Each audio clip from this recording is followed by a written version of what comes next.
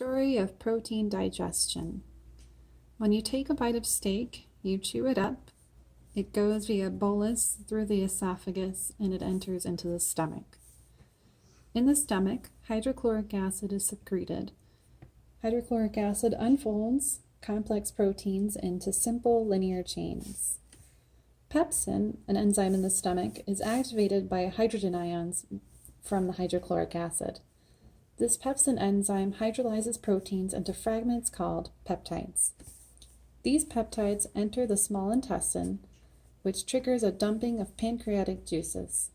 These juices deliver trypsin and inactive forms of carboxypeptidase and chymotrypsin. Trypsin activates these enzymes.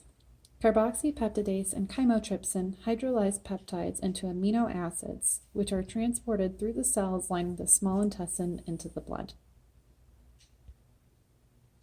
The story of fat digestion. When you take a bite of that delicious McDonald's burger, how does the fat end up being absorbed into the body? Well, when you take that bite, cells at the base of the tongue secrete lingual lipase, an enzyme that begins the process of fat digestion, starts to slowly break down the molecules. This plays a minor role in fat digestion.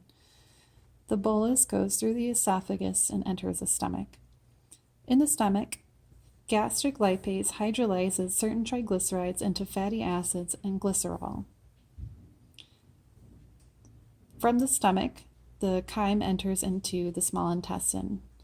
Bile is released via the gallbladder through the sphincter of Oddi into the duodenum, acting as an emulsifier of the lipids.